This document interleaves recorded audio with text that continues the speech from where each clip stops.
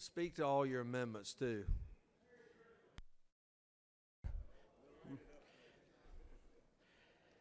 All right. I hope everybody had a good dinner. The senator from the North Pole, as a man from Brunswick would say. Senators, this is SB 426. This is my third and final bill dealing with broadband, I promise. This is a bill that we've been working on, just like the others, for the last year and a half. Just like the EMC bill we passed today, just like the bill we passed last week, SB 402, that the Lieutenant Governor worked so hard on this year and last year. This bill deals with new technology. This bill deals with small cell technology, also known as 5G. This is equipment that you are becoming more and more familiar with as you drive around downtown areas like Atlanta and other downtown areas, even downtown Savannah, downtown Dahlonega, small towns and big towns. It'll eventually become the technology of the future.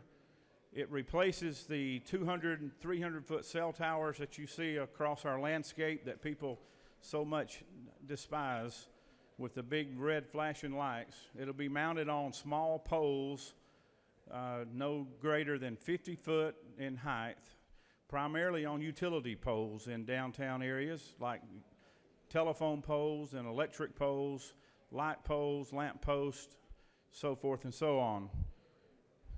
This bill's been working on for months with local government involvement. It's been worked on with industry involvement. And it deals only, let me make sure you understand this, this legislation deals solely on public right-of-ways. It does not have anything to do with private property. It has zero to do with land use or zonings or any of that stuff that you might hear otherwise back home. Now, I know some of you have gotten emails and phone calls this week from your local officials, and I used to be one. I was a sole commissioner, as most of you know. There are other senators in the room that represented local governments, either at the city level or county level or school board level, and we understand local control. But in today's world, as we know it now, there are changes being made to technology, and this is one that's changing quickly. This is amazing technology. We have what's called 4G on our cell phones today. This new 5G technology is going to be up to 10 times faster than what you have on your cell phone tonight. So this is going to help us in our rural areas and our urban areas. It's going to help us with broadband deployment. It's going to help us with our cell phone services, our data services, video services. It is going to be the future for downloading our technologies. There are provisions in the bill that allow for poles to be put up only if there are no other poles in the area for co-locations. Now, if you drive around Atlanta on your way home tonight or tomorrow in the daylight especially, you will see these antennas already being installed in certain places. Some of them are the size of a milk jug. You won't see them unless you look for them. They're on top of light poles and traffic light structures. They do have small enclosures on the post up to 28 square feet, or cubic feet rather, 28 cubic feet, not the size of a refrigerator, but if you know what a cubic foot is, you know that that's a fairly small enclosure. The antenna itself is up to 9 cubic feet. They're small in size. They are very well hidden. They can be camouflaged if required by local ordinance. This ordinance requires, by city ordinance, this legislation allows city governments to adopt ordinances that requires co-locations for all of these providers. You've got all your telecommunication companies, your cell phone companies. They would have to co-locate on existing poles before a new pole would be put in the existing right-of-way. If they could not find an existing pole that would be capable of handling that equipment, then the provider would ask the city or the county to allow for a new pole to be installed. And it has to be within the space requirements that would be adopted at the local level by a local ordinance.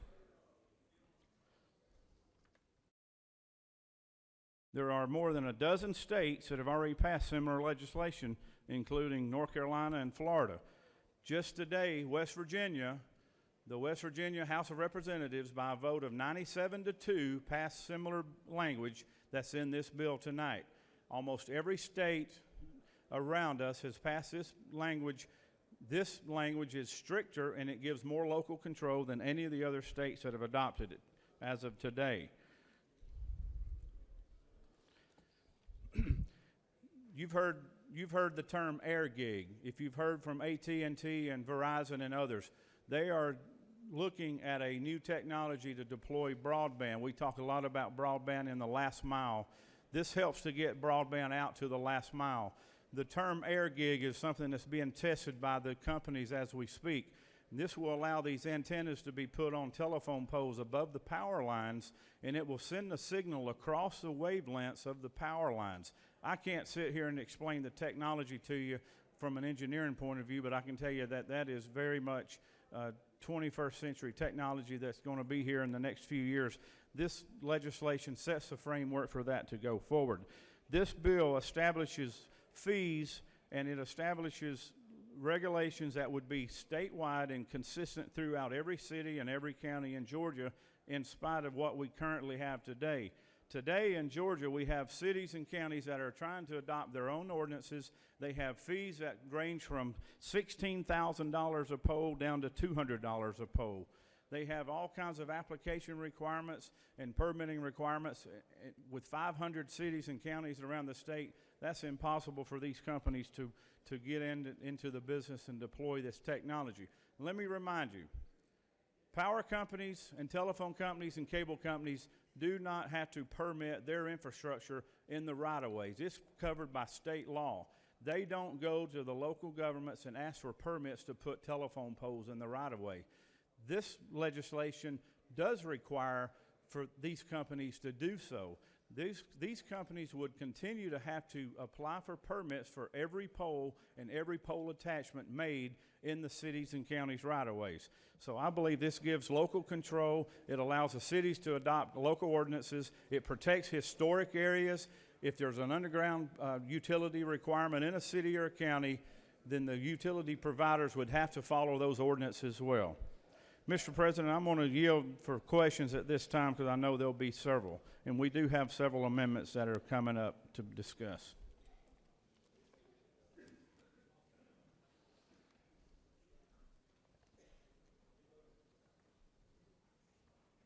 Okay, you have 3 questions at the current time. Chair recognizes Senator from the 15th, gentleman from Columbus. Thank you, Mr. President. Senator Yield. I do. Isn't it true that I know the hard work and the great work you've done on this bill, and I support it. And isn't it equally true that I'm trying to get assurances that to deal with some questions from my city folks back in Columbus regarding their ability to set fees and how will that change? And in addition to that, what's the take from the GMA where we are now regarding the new input, the new amendments as well as the bill? Sure, thanks for the question. So GMA and ACCG have had concerns with the bill from the first day it was introduced last session. Sure. That was in the original SB 232 language. We stripped it out of 232 and started it under a new bill this year, which is now 426. We continue to work with the local governments on their concerns. There have been multiple changes. I would say there have been over 20 concessions that have been changed in this bill. This would make about the 7th or 8th revision that we've made to the bill, and these are some of the changes that have been highlighted. Today, we worked with ACCG and GMA practically all day, in and out, to try to come up with some language that would at least satisfy them on the issue of locating new poles. Their concern was that these providers would be able to just put a new pole in anywhere they want. This legislation does not allow for the providers to do so. The first requirement is for the provider to go and locate an existing pole that they could come in and apply for a permit to put these new antennas that are about the size of this podium top up here, let's say 9 cubic feet. They would have to put those on an existing pole, and they would have to locate on an existing pole in a city or county right-of-way. if for whatever reason they can prove technically with all their engineering studies and so forth that that is not possible, not practical, then the provider would have to ask the city or the county to allow them to install a new pole up to 50 feet, which is in the language as well. So we worked on some language tonight, and we have an amendment that you see here. I think it's amendment number 7 that'll be passed out if it's not already on your desk. I don't have it up here. But that new language is what the local governments and the providers, the internet providers, the carriers have come up with today. And as of right now, the local governments out in the hall have basically called a truce in a peacetime that we can move this bill out of the Senate and get it across to the House. They are not going to endorse the bill tonight, but they have stepped down. They basically stood down, and they are okay with that language and that amendment and the other amendments that we have here tonight for your consideration. Thank you, Senator. Would you yield for one more question? I will. And clarity as it relates to establishing fees, because isn't it true that they were all over the place, and this is not going to take cities down below where they were, or at least find a new water level, so to speak? Well, when a utility company like Georgia Power comes into the city, they don't have to go by City Hall to get a permit to put in a pole. They don't have to pay a fee to insert that pole in the ground. They don't pay any of those service fees that this bill would require these carriers to pay. This bill would require these carriers to pay an application fee, an attachment fee, and a yearly fee for each one of these antennas that are hidden on the top of these short poles inside the city that are mostly going to be on the utility poles. So you may have a Georgia Power pole that's 50 feet high, and there may be a small cell antenna 10 feet from the top. You will never see it unless you look up and literally look for it. So the carriers are going to pay the cities for each one of those pole attachments when they apply, and also on a yearly basis, while Georgia Power doesn't do that, nor do the EMCs.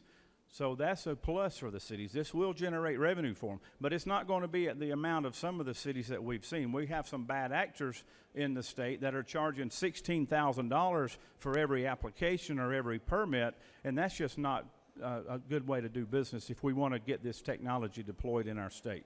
Senator, thank you for you. Yes, sir. Thank you for the question.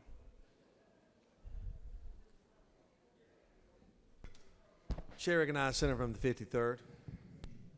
Thank you, Mr. President. Senator Yield. Yes, sir. Well, looky here. Let me thank you first for the work you're doing. And isn't it true that this bill helps put technology in parts of Georgia that may never get it if it wasn't for this bill that we have? Absolutely. There are cell towers spread out all over the state, 3 to 5 miles apart. We've all been up and down the roads. We've all been in and out of the cities where you're on your cell phone or trying to download messages or text or what have you. You don't have cell phone service. This new technology is going to allow us to be able to provide that service to you 10 times faster than the speeds you have today. Also, looky here.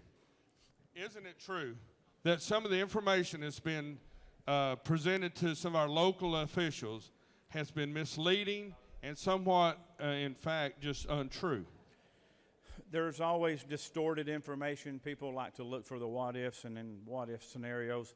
We can't always eliminate every possible scenario in a bill, and unintended consequences are always in a piece of legislation. But I think we've come a long ways today in making some of those concerns go away. Well, isn't it true that this senator plans on voting for this bill? I appreciate your support, Senator.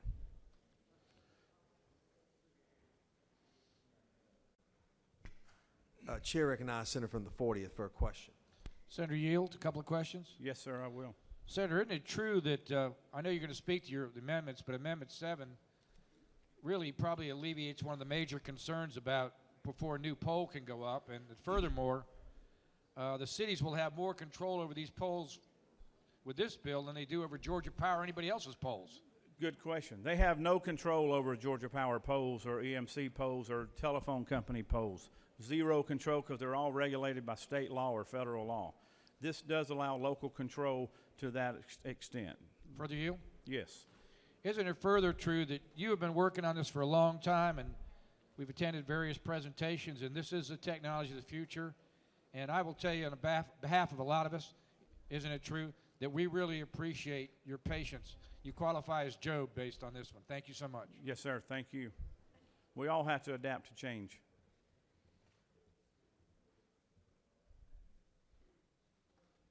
No further questions, Senator. Thank you.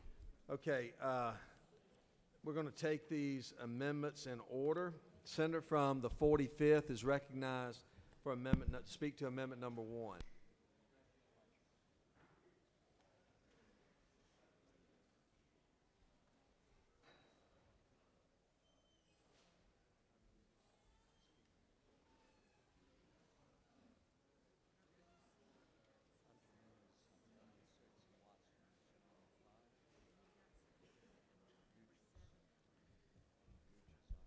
Thank you, Mr. President. Members of the Senate, I appreciate the senator from the 51st who has worked diligently on Senate Bill 426 and the small cells. And I have tried my best to attend every meeting and ask questions because it is a little bit above my pay grade and it is new technology. And I appreciate the people in the hall educating me and being so patient with me.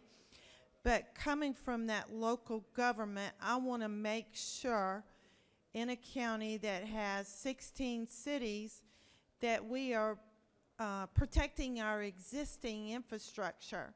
Yes, we want to improve our cellular technology, and we actually are. And we are already in Gwinnett County putting up small cells and getting permits for it, and it is going very smoothly. My county commissioner was here and said they don't have a problem. And we do have a very large county. And I'm often complaining to AT&T, you know, my cell phone and my technology works great when nobody's here. But when everybody's at the Mall of Georgia, I don't have any.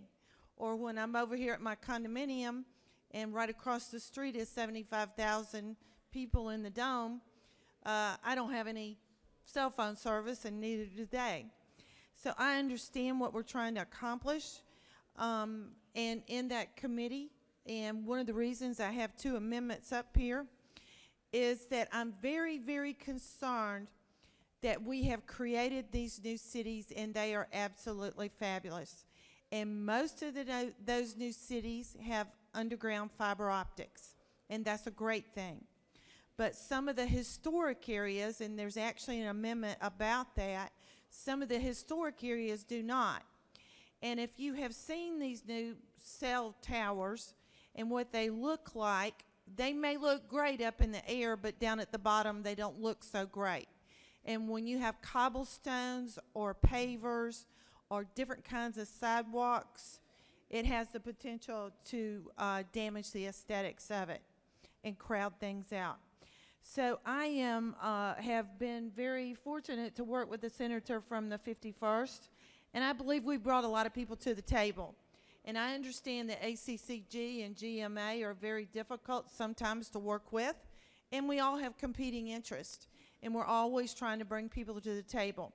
And I do believe that with some of these substitutes and amendments that he's putting in, we have brought people to the table. I will withdraw amendment number 1 because I think they have satisfied some of my requests. But I do have another amendment. I don't know if I'm supposed to talk about amendment number 6. Mr. President, are you back there? Do you want to go in order, or do you want me to go ahead and talk about other? Yes, I would like for you to address every single amendment you have to this bill while you have the floor. Thank you, I appreciate it. Okay, so continuing with that same conversation, and if you look at amendment number 6, this is exactly what I'm talking about.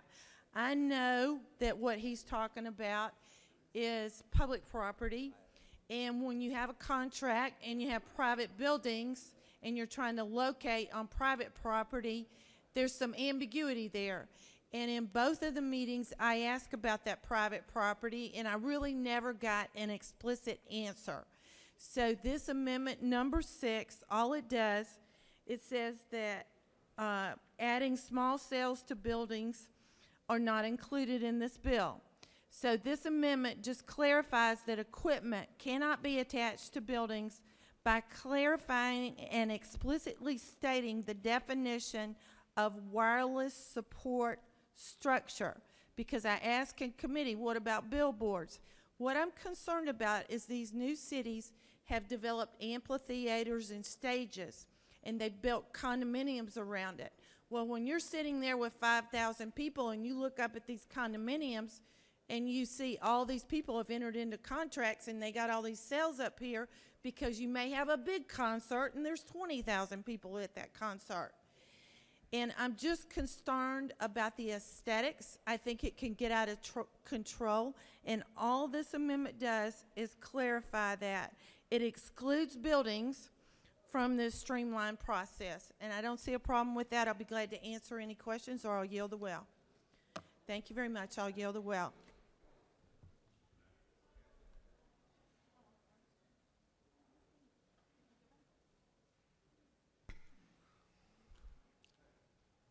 Okay.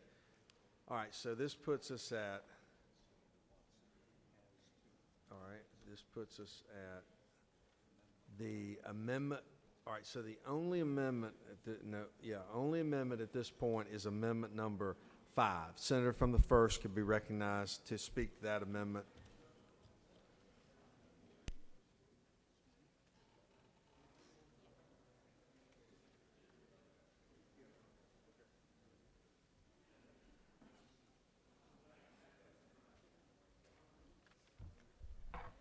Thank you, Mr. President.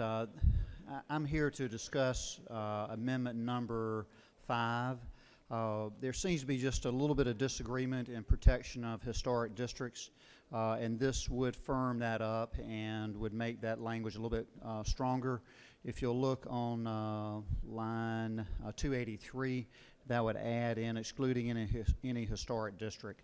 The language in there, I will certainly say to the author's benefit, Senator from the 51st, that indeed 247 through 254 does discuss that.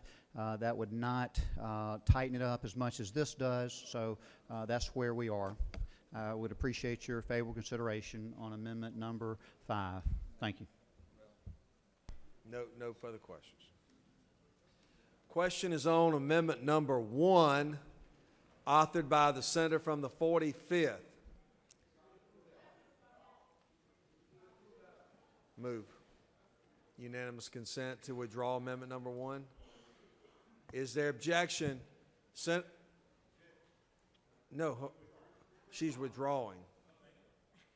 Senator from the 45th is withdrawing amendment number 1. Is there objection? Without objection, that amendment is now gone. Now the question is on amendment number 2, authored by the senator from the 51st. Is there objection on amendment number 2? Without objection, amendment number 2 will be adopted. Now the question is on amendment number 3 by the senator from the 51st. Is there objection on it? Without objection, amendment number 3 is now adopted. Question now is on amendment number 4, again, authored by the senator from the 51st. Is there objection there? Without objection, now amendment number 4 is adopted. Question now is on amendment number 5, authored by the senator from the 1st. Is there objection? There's objection by the seatmate.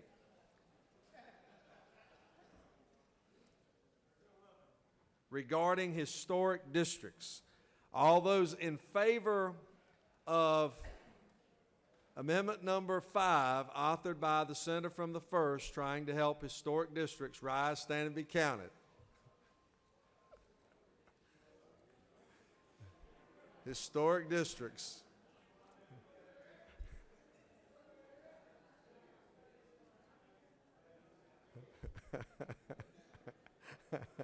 Reverse. Reverse. Wow. Wow.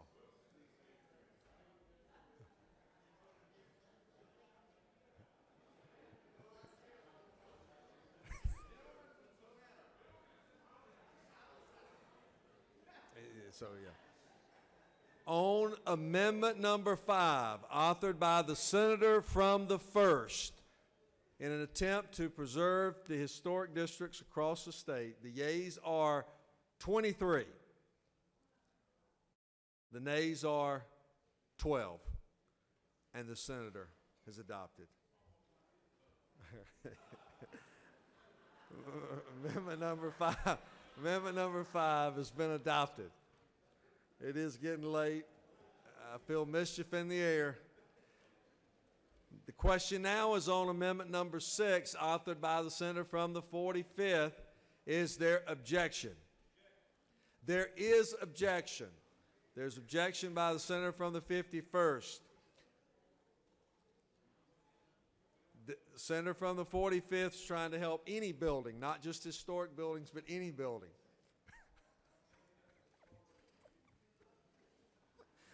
You just can't make this stuff up. I mean, all those in favor of amendment number 6, protecting any building, rise, stand, and be counted.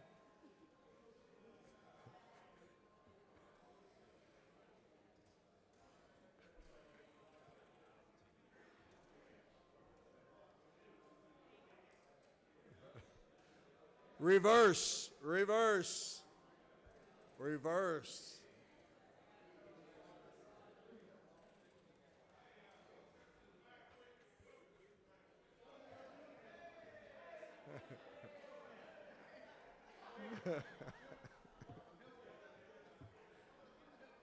On the amendment, number 6, to help any building, the yeas are 18, the nays are 25, and it is lost. Question now is on amendment number 7, authored by the senator from the 51st. Is there objection? Is there objection? Without objection, amendment number 7 has been adopted. Senator from the 21st, what purpose do you rise? Re-inquiry. State your inquiry. Did the senator from the 51st take this through committee The- with all through- these amendments? Through committee? Yeah, this is a bad way to perfect a bill. If that was the point that you were trying to make.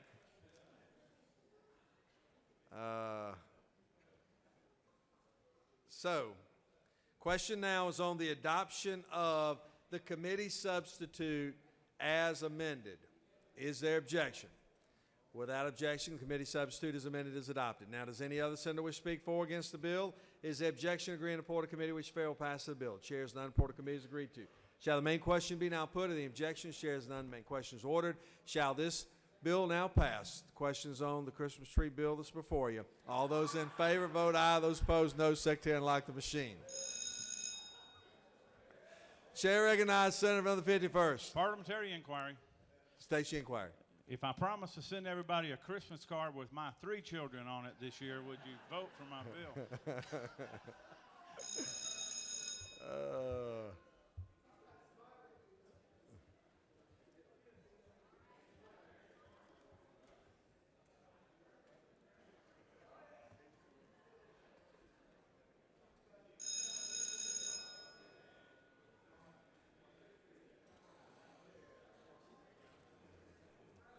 All senators voted? All senators voted. Chair recognizes Senator from the 40th. Mr. President, isn't it true if the gentleman from the 33rd had carried this bill, it would have gone through like nothing? No problems. Yeah, I agree. He's been strong today. On the passage of the bill, the yeas are 52 and the nays are 2, and this bill, having received requisite constitutional majority, is therefore adopted.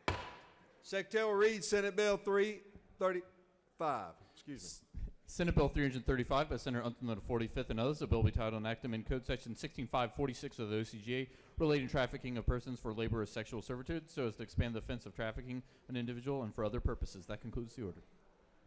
Chair recognizes Senator from the 45th. Present the bill.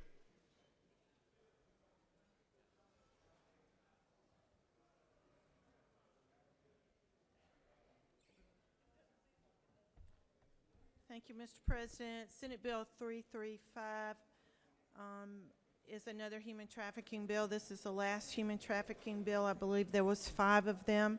This expands the definition of trafficking for sexual servitude to include patronizing, the word patronizing, an individual to perform sexually explicit conduct. This is an Attorney General's bill. This brings us into alignment with the new federal law that was passed on human trafficking 2 years ago. I'll be glad to answer any questions. If not, please support Senate Bill 335.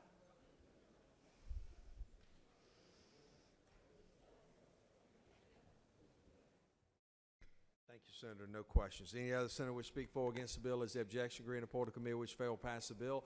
Chairs none. Report to committee is agreed to. All those in favor of the bill vote aye. Those opposed no. Secretary lock the machine.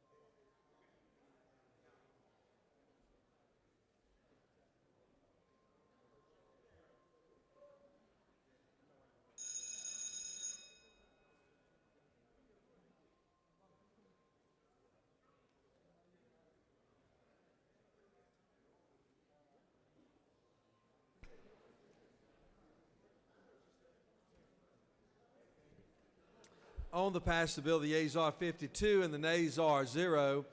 And this bill, having received requisite constitutional majority, is therefore adopted. Secretary will read Senate Bill 349. Senate Bill 349 by Senator Jackson as second and others. The bill will be titled and enacted in Chapter 17, Title 45 of the OCGA relating to notaries public, so as to provide that the identification of persons for whom notaries perform notarial acts shall be evidenced satisfactorily by a valid Veterans Health Identification Card issued by the United States Departments of Veteran Affairs and for other purposes. That concludes. Chair the- recognizes Senator from the second to present the bill. Thank you, Mr. President. I present to you Senate Bill 349. This bill provides that a valid Veterans Health Identification Card must be included as satisfactory evidence on identification for those notary performed on their notarial acts. Currently, law provides that in performing the notarial acts, a notary public must confirm the identity of the document signer or oath taker based on personal knowledge or satisfactory evidence. This legislation simply adds that such satisfactory evidence must be included but not limited to a valid Veterans Health Identification Card issued by the United States Department of Veteran Affairs. A simple bill. It is good for our military. It's just good for Georgia. Thank you, Mr. President. If there are any questions, I yield the will. If I have a question, No question, Senator. Thank you. No, I'm sorry. You do have a question. I apologize. Senator from the 29th is recognized for a question. Will the senator yield? yes, sir. So, Senator, as I understand it, your bill would allow a veteran who has one of these health identification cards to be able to have their identity verified by a notary if they didn't have, say, a driver's license or something like that. Yes. Currently, a lot of veterans or in military hospitals or military homes, and they no longer drive, and they have given up their driver license. So if they needed something notarized, their identification card helps them getting stuff notarized. So this will make it a lot easier for our veterans when they need to have something notarized. Is that right, Senator? It makes it a lot easier for them. More than that, it makes it available for them, because when you don't have a driver license and you're no longer driving, they have no form of identification. Thank you, Senator. You're welcome. Mr. President, if there be no further questions, I yield to you. No questions. Thank Any other senator wish to speak for or against the bill? Is the objection agreed and report to committee which fail pass the bill? Chairs none. Report to committee is agreed to. All those in favor of the bill vote aye. Those opposed no. Secretary unlock the machine.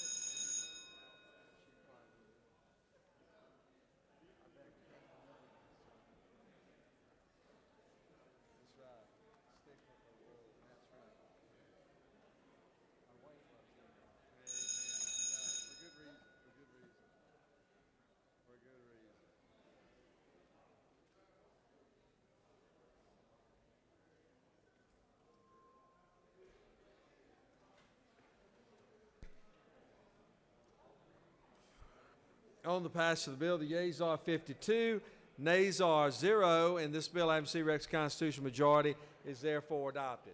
Secretary recognizes, or excuse me, Chair recognizes Senator from the 17th. Mr. President, I move that Senate Bill 264 be committed to the Committee on State and Local Government Operations. This is a local bill. I've worked with the senator from the 43rd on this bill. We'd like for it to be put on a local calendar. Very good. Read the caption. Senate Bill 264 by Senator Jeffries of the 17th. The bill will be titled an act to amend an act to create a board of commissioners for Rockdale County approved March 4th, 1977 and for other purposes. That concludes the order. Is there objection? Bill that's going back to the SLOGO, treated as a local bill. Without objection, the bill will rest back in the hands of SLOGO Local.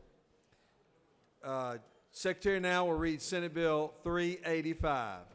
Senate Bill 385 by Senator Jones of the 25th and others. The bill will be titled an act to amend Code Section 12839 of the OCGA relating to cost of reimbursement fees and surcharges so as to change the surcharge imposed by host local governments regarding solid waste disposal facilities operated by private enterprises and for other purposes. Mr. President, Senate Natural Resources and Environment Committee offers the following subject to Senate Bill 385. The bill titled an act to amend Code Section 12839 of the OCGA relating to cost of reimbursement fees and surcharges so as to change the surcharge imposed by host local governments regarding solid waste disposal facilities and for other purposes. That concludes the order. Chair recognizes Senator from the 25th to present the bill.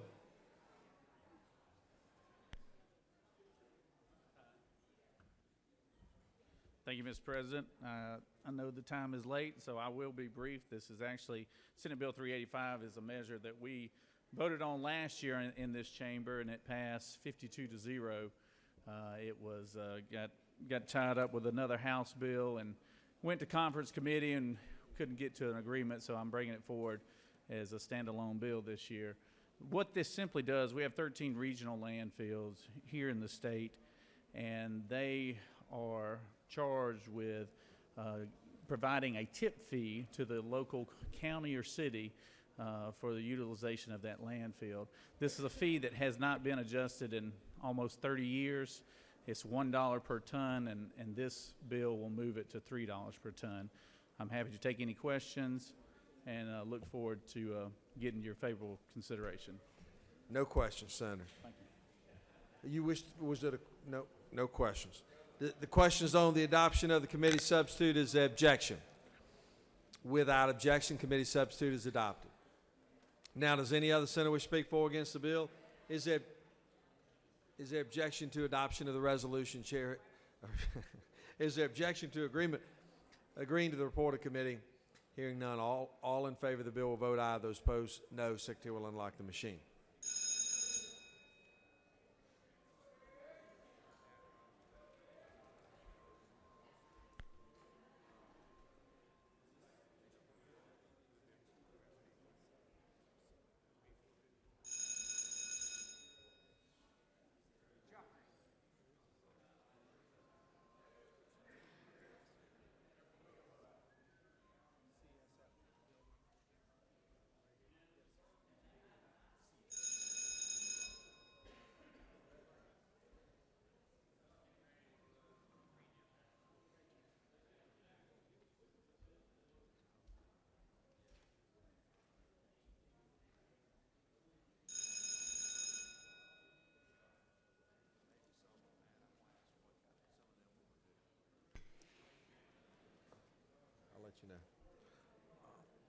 On the passage of the bill, the yeas are 45, the nays are 7, and this bill, having received constitutional majority, is therefore adopted.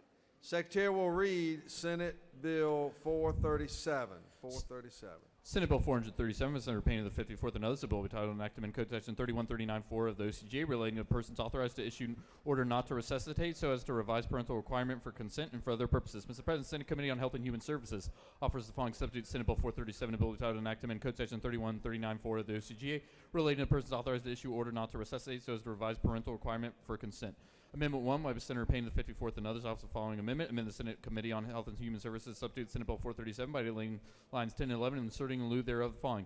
Candidate for non-resuscitation, an order not to resuscitate may be issued only with the oral or written consent and for other purposes. Mr. President, that concludes the order.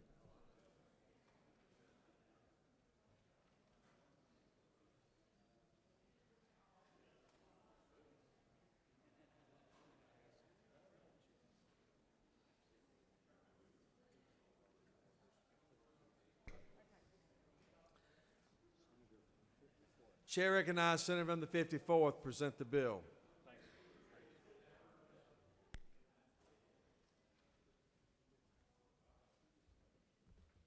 Thank you, Mr. President. This truly is a simple change in the law, but a very important change in the law. It's really a clarification to make sure that the law stays consistent in its language. Right now in the state of Georgia, it is currently a doctor is required for an order to not resuscitate on a minor child.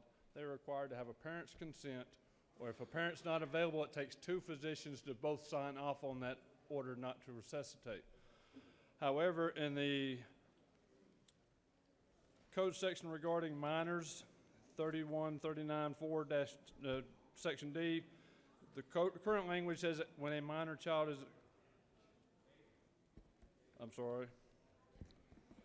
current language says any parent may consent orally or in writing to an order not to resuscitate. And it's that may consent is what they've brought to my attention. This is Family Public Policy Alliance of Georgia. We're working with the Georgia Hospital Association and the Medical Association of Georgia. We've changed that language, and everyone is mutually in agreement to the current language. The amendment is simply to add to the last section unless an exception from Section E of this code section applies, and that, of course, is if the parent is not available and is not able to be contacted. Therefore, that's when it falls in the category of two physicians signing off on the order not to resuscitate. But it's just really just to establish that no one takes that may consent. No question, in this little Senator. context. Thank you. Question is on the y'all have read the amendment, correct? The question is on the adoption of amendment number 1 authored by Senator from the 54th. Is there objection? Without objection, amendment number 1 is adopted.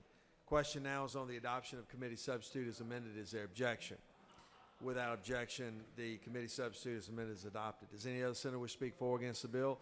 Is there objection? Grant report of committee which failed to pass the bill. Chairs none report of committee is agreed to. Shall the main question be now put? Any objections? Chairs none. Main question order. All those in favor of the bill vote aye. Those opposed no. Secretary unlock the machine.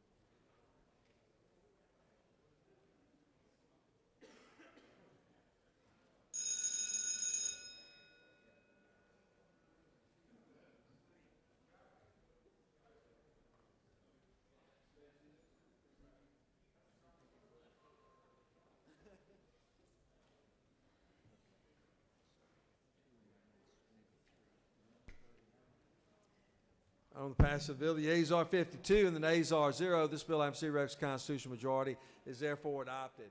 Secretary will read Senate Bill 453. Senate Bill 453 by Senator Tillery, the 19th, and others. The bill will be titled an act to amend Title 36 of the OCGA relating to local government so as to limit the distance between municipal corporations and existing municipal corporations and for other purposes. Mr. President, Senate Committee on State and Local Government Operations General offers the following substitute. Senate Bill 453, a bill will be titled an act to amend Title 36 of the OCGA relating to local government so as to limit the distance between new municipal corporations and existing municipal corporations and for other purposes. Amendment 1 by Senator Watson of the 1st and others offers the following amendment. Amend the Senate Committee on State and Local Government Operations General substitute Senate Bill 453 by replacing line 3 with corporations to provide for an effective date and applicability to provide for related and for other purposes. Amendment 2 by Senator Miller of the 40th and others offers the following amendment to the Senate Committee substitute to Senate Bill 453 by deleting section 3 and add at line 3, this bill shall not apply to any proposed city bill introduced prior to April 1st, 2018 and for other purposes. Mr. President, that concludes the order. Chair recognizes now Senator from the 19th present the bill.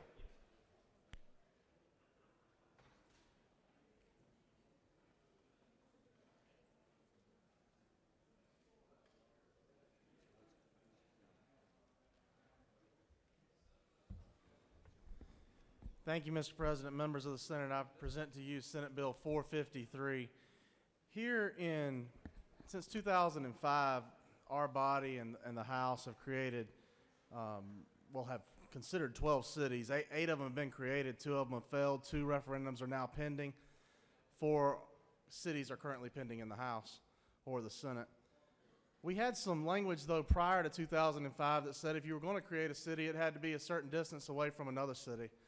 I asked Legislative Council, and with consultation with many of you in here, to draft up language that would return us to more of a pre-2005 status concerning the creation of cities. That's what this bill does in Section 2. What it does in Section 1 is right now the law reads that you should have to have at least three services, provide at least 3 services in order to be a city. What this bill says that if you're currently a city, you can still continue to provide those 3 services. But if we're going to create a city going forward, we're going to require a little bit more out of you, which again is the sentiment that I've sort of gathered out of this chamber. And it would require you to now provide 5 of the services that are listed. There's 11. We're still only requiring you to provide less than 50% of the listed services. Again, this is a bill that I think came out of comments with members around the chamber, and I appreciate the input that many of you have given me, and I'd appreciate your favorable support of the passage of this bill. Mr. Chairman, Mr. President, if there are no questions, I'll yield the well. No question, Senator. Thanks. I'm sorry, there is a question. Okay. Chair recognizes Senator from the 47. Thank you, Mr. President. Would you yield? Yes, sir. You're a much more learned attorney than I ever want to be. I beg to differ. You're a powerful chairman. But for me, I'm kind of curious. We make laws every year, and if we pass this, can we not simply come back the next year and say, well, this city we're going to create only has to have 3 essential services or 8 or 12 or whatever we want to do? Can't we change that every year? Mr. Chairman, as you know, we can amend the OCGA at will. But what this bill hopes to do is to provide a little bit of time for us to think and breathe as we're moving forward in the creation of cities. Would you further yield? Yes, sir. Why don't we do this as a constitutional amendment instead of a simple legislation? Mr. Chairman, I'm just a little bitty freshman, but if a powerful chairman like you would like to introduce that, I'm sure it would have the oomph it would need in this chamber. I think the dog's already been shot. Thank you, Mr. President. If there are no more questions, I'll yield the well. Chair now recognizes, no questions. Thank you. Sorry? Chair recognizes the Senator from the 1st. President, I'd request unanimous consent to withdraw my amendment number 1, especially in the face of amendment 2, which I think clarifies the situation much better. On amendment number 1, is there objection on amendment number 1? It's the author's asking for it to be removed. Without objection, amendment 1 will be withdrawn.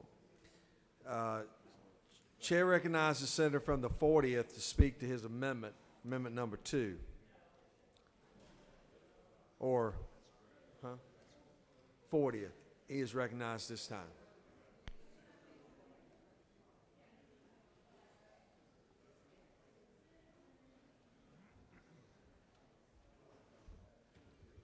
Thank you, Mr. President. I appreciate the indulgence of the author as well as the gentleman from Savannah. What this bill does, as you know, in the House, they've got a rule of you've got to introduce a bill for 1 year before it can become a city. And there have been some bills pending over there. And all this amendment does is say that this bill should not apply to any proposed city bill introduced prior to April 1st of this year. It will be sine-die at that point, God willing. And that way, that these particular bills that have been introduced still can go forward. And after that, the game has changed, as they say. With that, there's no questions. I'll yield the well, Mr. Chairman. Or Mr. President, excuse me.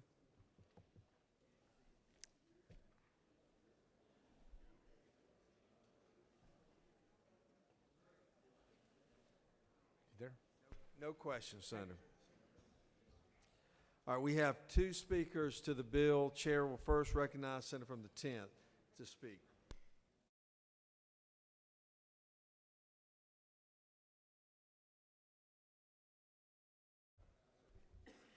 Thank you, Mr. President. I know the hours are getting late, but I rise in support of Senate Bill 453, and I just want to commend this body for putting together a very sensitive approach as it pertains to the new incorporation of cities. And I'd like to commend certainly my colleague from the 13th who passed this bill out of SLOGO committee, as well as the senator from the 19th.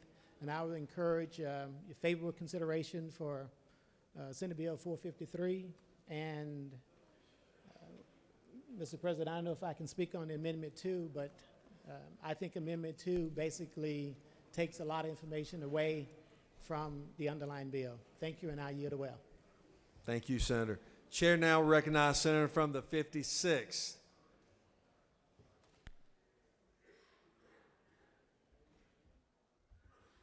Thank you, Mr. President.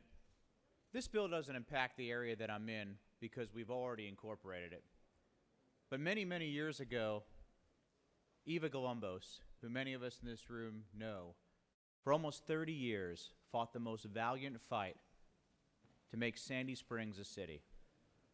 And time again, she was rejected, but her determination eventually paid off about 12 years ago. And the first city in a very long time was formed. That city has become one of the most successful cities, not just in Georgia, but in the nation.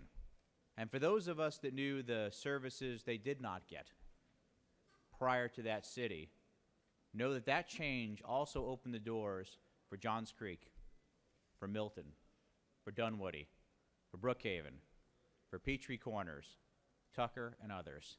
And while I can't speak for all those, I can speak for the ones in my area, which before had little or no protection from police, from fire, from EMS, potholes being filled, zoning issues that were not resolved properly.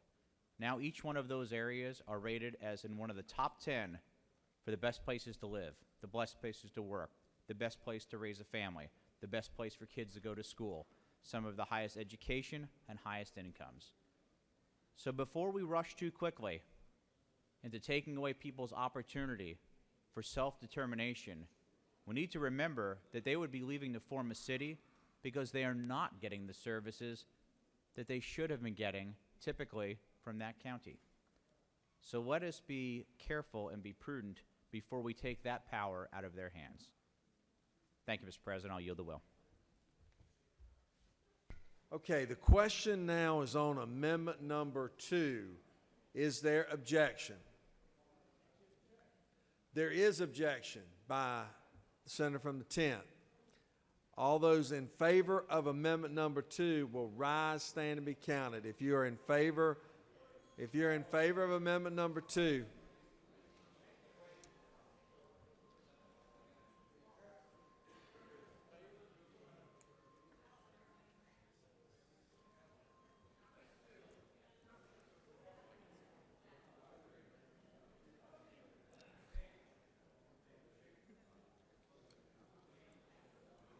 reverse.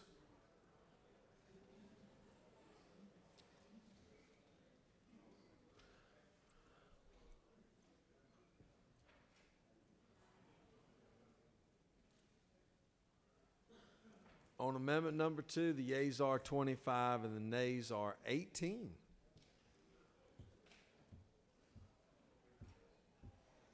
And the amendment has passed.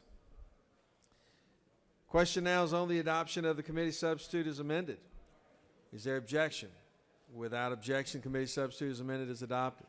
Any other senator wish to speak for or against the bill? Is there objection? Agree in the Report of Committee which fair will pass the bill. Chairs none. Report of Committee is agreed to. All those in favor of the bill vote aye. Those opposed no. Secretary unlock the machine.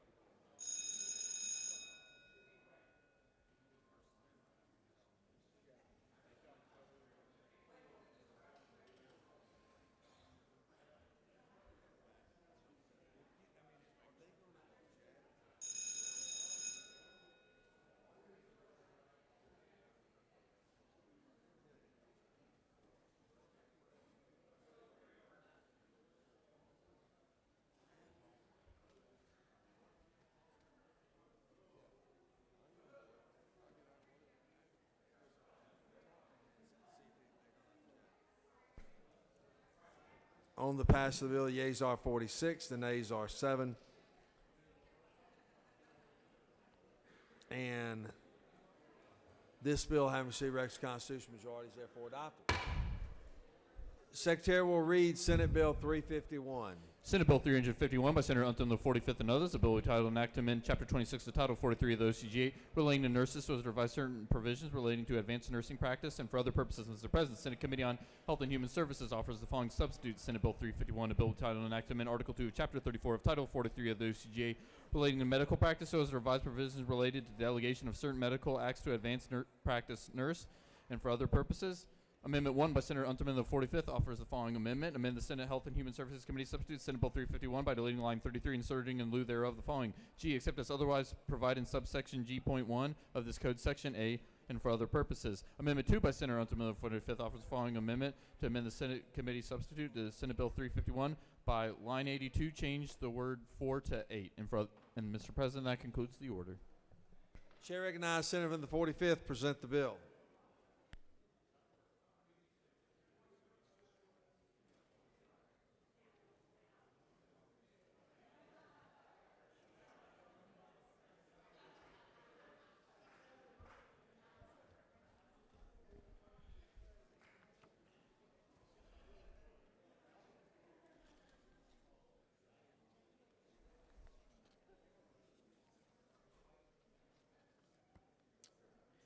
Thank you, Mr.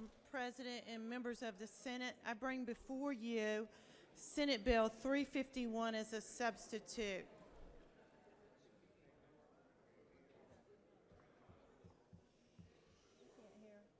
Okay, the senator can't hear, so let's quieten the chamber down. Thank you very much. I know it's almost time to go home. I bring before you Senate Bill 351 as a substitute. And this bill has been worked on very, very aggressively. And I want to say thank you to all the 174,000 nurses that are registered and licensed in the state of Georgia, and in particular, the advanced practice registered nurses. As you know, we traveled all summer, and we had 2 different committees related to health care going on. One was the president of the Senate's Healthcare Task Force, and we also had within the Health and Human Services, we had a committee looking at barriers and access to health care. And one of the issues that we found in particular in the state of Georgia is workforce and workforce development and the shortage of healthcare workers in the state of Georgia. One of the solutions that we found in the access and barriers to health care was that we do have ready, willing, and able nurses that are ready to go to work and want to go to work and are educated in school to be able to help, especially the rural area. So the very first bill that we wrote addressed the rural issue, and it allowed the APRNs, the Advanced Practice Registered Nurses, to practice in the rural areas with a full scope of practice. Well, that was led with a lot of resistance, and especially from the Medical Association of Georgia and the Family Practitioners of Georgia. So I listened to them. I polled the committee. We had hearings all summer, and I believe we had about 6 hours of hearings during the summer. So I polled the HHS committee. I asked each one of them, okay, you don't like this part of the bill. What do you like? And I had lots of members. I know the senator from the 40th wrote me a letter and gave me explicit directions. The senator from the 20th has been very, very supportive, and especially the senators in the rural areas, because we want to resolve these problems. We came forward with a very, very, very watered down bill. And all we're doing, current law is that you have 1 physician and 4 nurses, and they have a contract agreement. All this bill does is increase that from 1 doctor to 8 nurses, because we're giving more people These people are trained in your districts, in Augusta, at Mercer, at Georgia State, at Brenau. The list goes on and on and on of influential nursing schools that are teaching these APRNs how to practice in best methods that are available. So we changed that. We watered the bill down. And then we also changed one other particular portion.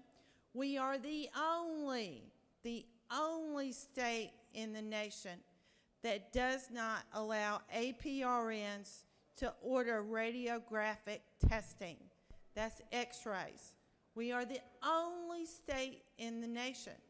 And all this does, they can currently order them with life-threatening situations, like in the emergency room.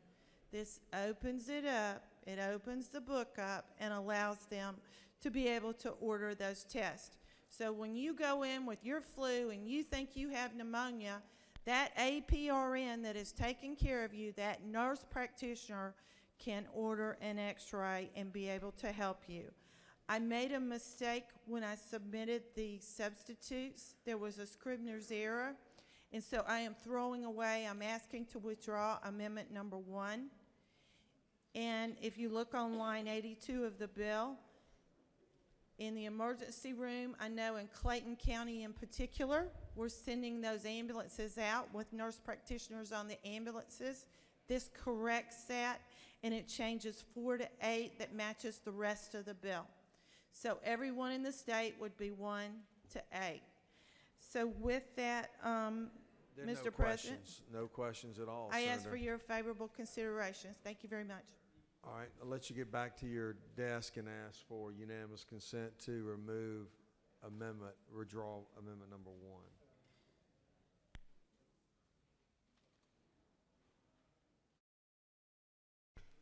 Chair recognizes Senator 45th. Parliamentary inquiry. Mr. President, I'd like to withdraw amendment number 1 and make that motion. Is there objection? Without objection, the amendment number 1 is now withdrawn.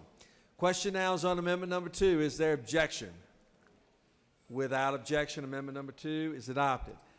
Question now is on the adoption of the committee substitute as amended. Is there objection?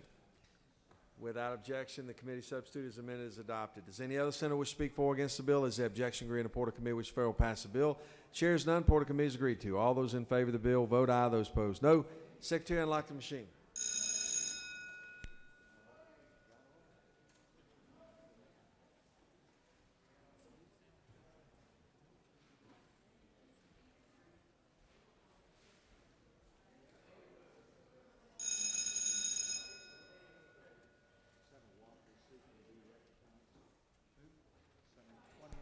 Chair recognizes Senator from the 20th. Parliamentary inquiry, Mr. State your inquiry. Isn't it true that a vote yes for this bill will provide better access to health care in rural and underserved Georgia? Hold on. Quieten down. All right, say that again. Isn't it true that a vote yes for this bill will provide better access to health care in underserved rural Georgia? Senator has great passion for which he speaks.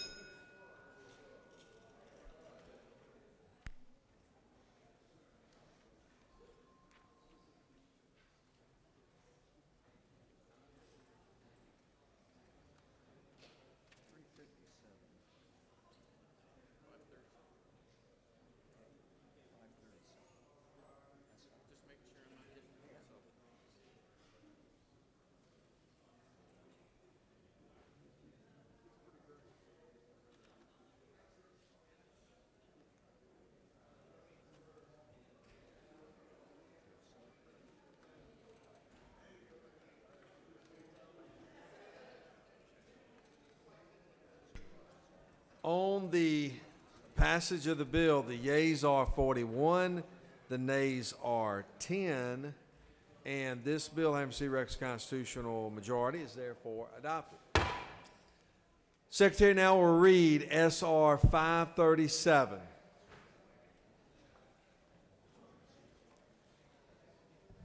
Senate Resolution 537 by Senators Beach of the 21st and others, a resolution providing for the closure of certain state property to unauthorized vehicular traffic and for other purposes. Mr. President, the Senate Committee on State Institutions and Properties offers the following substitutes SR 537, a resolution providing for the closure of certain City of Atlanta property to unauthorized vehicular traffic and for other purposes. Now therefore be resolved and enacted by the General Assembly that the City of Atlanta property consisting of that portion of Mitchell Street between Washington Street and Capitol Avenue shall be closed to unauthorized vehicular traffic. Mr. President, that concludes the order.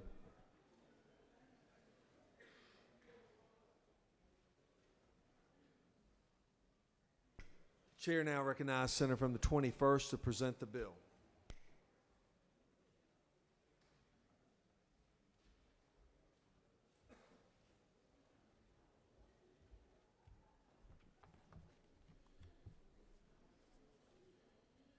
Thank you, Mr. President. Fellow senators, I bring before you Senate Resolution 537, the closing of Mitchell Street. In 2005, Homeland Security recommended 39 safety changes that should be implemented on or around Capitol Square. We've implemented 36 of the 39 to make this Capitol a safer place. The final 3 recommendations are about closing a portion of Mitchell Street. As you know, a few weeks ago, a man waved a gun at one of our guards at the crossing guard. He was eventually arrested. In March of 2017, a man committed an act of terror on the British Parliament, killing 4 people and injuring 50 with a vehicle. Folks, this is a safety issue. The General Assembly's been talking about closing Mitchell Street since 1953. I want to read something to you that we found. In November 1953, administration bills were introduced in both the House and Senate to designate the area around Capitol as Capitol Square and close Mitchell Street. The reason they didn't close it, they were building the expressway, and they decided to wait till after they built the expressway. Mayor Bottoms has temporarily closed Mitchell Street. She wrote us a letter, and she closed it during session. What we're proposing is to close it permanently, and I put something on your desk, if you could see this, a conceptual drawing of what it would look like. If you can look at this, this was the conceptual drawing that I put on your desk. So you would have a guardhouse, you would have a pedestrian walkway, landscaping, and you would have ballards, and you would be able to have emergency vehicles. The governor and whoever needed to park near the Capitol could access it through that guard shack. The other thing is after session, the state will build a new road. We're going to tear that parking deck down, so if you come off the expressway, you will be able to take a left right there and go. We will build a street, and I put this on your desk too, the conceptual drawing. And this, you would have a street that would go around Liberty Plaza straight onto Capitol. You could take a left, or you could go straight into the parking deck to park your car. And this is under contract, and we'll begin construction the day after we leave, March 29th. The other thing to do to help traffic congestion is on Washington Street at near the Trinity, near the Judicial Building. They're going to take those parking spots out and have 2 triple left lanes so that people can take a left on Memorial, and people will quit going down Trinity as they are now. I think things will get better when that happens. I'll close by saying this. 2 weeks ago, we passed several pro-law enforcement bills in a bipartisan fashion. Law enforcement and Homeland Security is asking us to close Mitchell Street for the safety of this Capitol. I would ask for your favorable consideration of Senate Resolution 537, and Mr. President, if there are no questions, I will yield the well. You do have a question. Chair Yes. recognizes Senator from the 38 for a question. Will the senator yield? Yes. I know everyone knows that I'm opposed to this for various reasons, but when you talk about building a road, it's coming off of 7585. There is nothing being done for those of us who are coming up on Memorial Drive from maybe I-20 or from that end of town. And so I want to know what consideration has been given to those of us that are not coming off of 7585. You know, I can tell you, you should be, if you're coming in from you're coming in from south? So you should be able to come in down Memorial's already from the pulling. west. I'm coming the west way. Okay. I'm going east when I come on 20. Well, I do know this, by doing that, it should alleviate a lot of traffic because you won't have to circle the Capitol to get to the parking deck if you're coming from the interstate.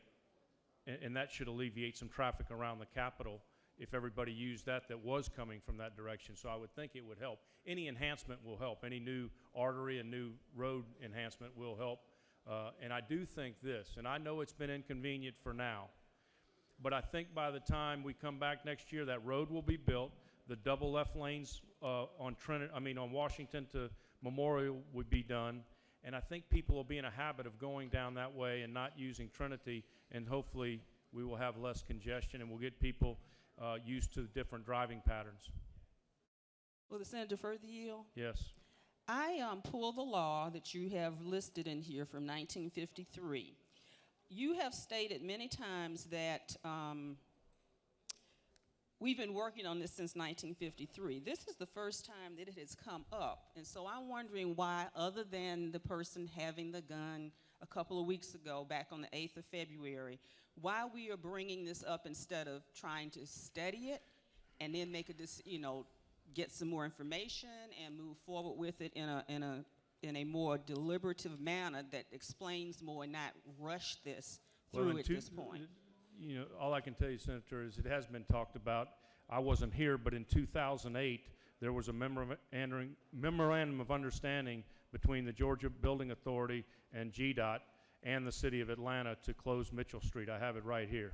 So I was not serving in 2008, but there was a memorandum. So this has been talked about back in 1953, 1974, 2008, and now today. So we have talked about this for a long time. Will the senator further yield? Yes. Would you please share that with me? Yes, I will. Thank you. Okay, thank you. Mr. President, are there any other questions? Yes, you actually have a number. Chair recognizes Senator from the 29th. Yes. Thank you, Mr. President. Will the senator yield? Yes. Senator, isn't it true that a number of individuals, including members of this body, have been struck by vehicles trying to cross Mitchell Street between the Capitol and the Coverdell building? Yes, I understand the senator from the 29th was one of those. And this is about safety, and it has been nice to be able to walk across Mitchell Street without being concerned about being run over by a car. And if the senator would yield for one Yes. final question. I think you mentioned this in your remarks, but isn't it true that this measure is very important from a security standpoint and an anti-terrorism standpoint? Correct. You are correct. Yes. Chair recognizes Senator from the 41st for a question. Senator Yield. Yes. Since we all do want to balance safety here at the Capitol with the public's interest, why was it not considered to do these improvements prior to the closing? In other words, if in 2008 we were certain or optimistic that we would close Mitchell Street, if subsequent to that we had a report that it should be closed, you now come before us and say no work has started on the other side of Liberty Plaza, but the road will be built by next session. You come to us and say there'll be changes on the street on the other side of Mitchell, but they have not been accomplished. Would it not have been better to try to make those engineering changes before the street was closed so that we could protect the safety and create a traffic flow situation that didn't disturb a lot of citizens? Well, I agree with you. Here's the deal. This road is under contract. It will begin construction when we leave. There's no way we could build it fast enough now to temporarily close it. And we didn't temporarily close that. Mayor Bottoms did, okay? But now we want to go, for a permanent closure. And I think that by the time we come back next year, those road improvements will be made, and I think you'll see a lot less congestion. Senator, further yield. Yes. Isn't it true that you've referred to Mayor Bottoms? It is true that they issued an order, but there was a request from agents of the Capitol, and we basically, Capitol Hill made the request, if not the governor's office, to do the governor's office and the mayor's office have been working on this from a temporary standpoint and a permanent standpoint, and I think we'll get there. But since we got to go back and tell our constituents, is it not true that we have your commitment that that road will be finished by the time session starts, and this other engineering changes will be done to alleviate a lot of the problems that we've seen? Both those changes will happen by the time we return here next year. No further questions, Senator. Thank you, Mr. President. I yield the will. Chair recognizes Senator from the 15th. speak to the bill. Thank you, Mr. President. I'll be very brief. I just want to speak to the bill that Senator from the 21st alluded to. It came to our committee, and the question that you are raising it was brought up by our committee members who was really uninformed about what was going on, the speed of the closing of Mitchell Street, and we were really concerned about it, so much to the extent that we asked the senator from the 21st to take another look at it, go get us some information, and get some people from the Georgia Building Authority to come and bring us information about what it would look like, some conceptual drawings and things like that, and he acquiesced and brought that to us, and we were able to move on with the idea in mind that it would certainly serve a public safety function because of the accidents that's happened over there. And a lot of times, like you said, you cross that street, you can get hit pretty easily. So I just want to add that by way of explanation. And all along, I had in mind the senator from the 38th, very concerned about that. In addition to that, we queried him over and over again about people who were otherwise handicapped and could not easily access or get in and out of their car. So I just want to add that as another point to his comments. If there are no questions, Mr. President, I yield the well.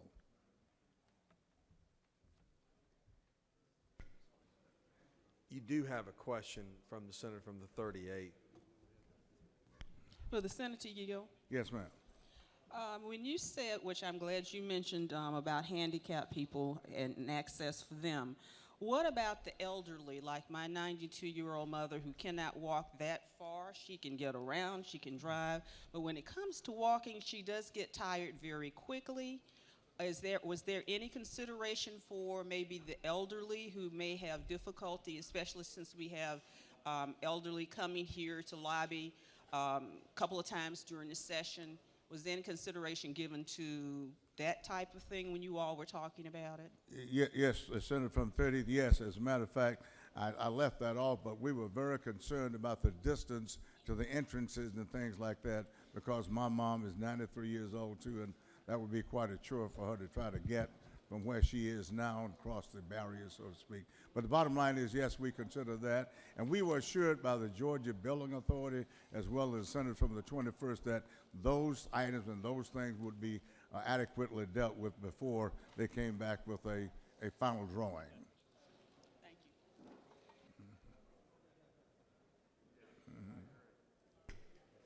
you. Chair recognizes senator from the 33rd for a question. Thank you, Mr. President. Will the senator yield? Yes. Senator, I don't think some people really understand the safety issue here with this Mitchell Street because a person can drive through, shoot up a bunch of people, and then they have quick access to I-75, I-85, and then they're gone down the road.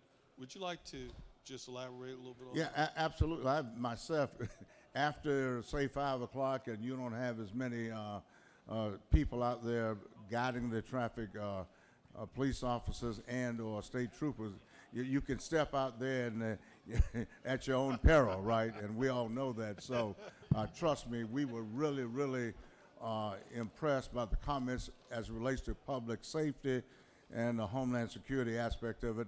That did the overriding aspect, and that's why we passed it out. No further questions. Questions on the adoption? No, let's pass on it unless you just have an unquenchable thirst. Question is on the adoption of the committee substitute. Is there objection? Without objection, the committee substitute is adopted. Does any other senator wish to speak for or against the bill? Is there objection? Agree in report of committee which favor will pass the bill. Chairs none. Report of committee is agreed to. All those in favor of the bill vote aye. Those opposed no. Secretary will unlock the machine.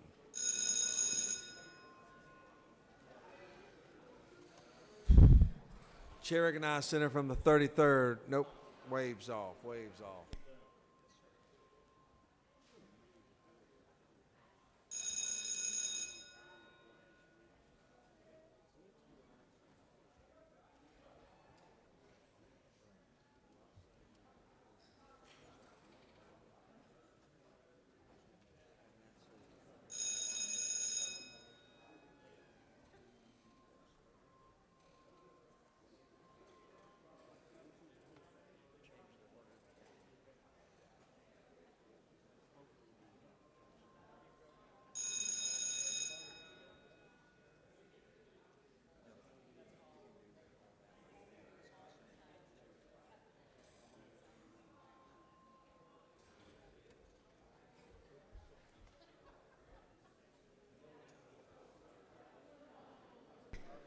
On the passage of the bill, the yeas are 49, the nays are 3, and this bill, having received requisite constitutional majority, is therefore adopted.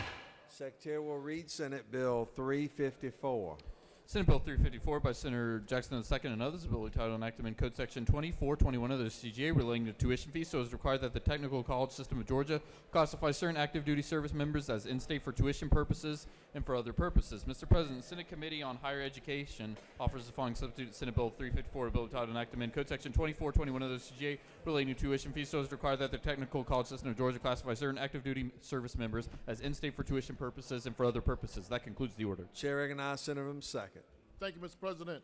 I bring to you Senate Bill 354, Active Duty Service Members Classification. It requires the Technical College System of Georgia to classify certain active duty service members as in-state for tuition purposes. These are active duty service members stationed in Georgia.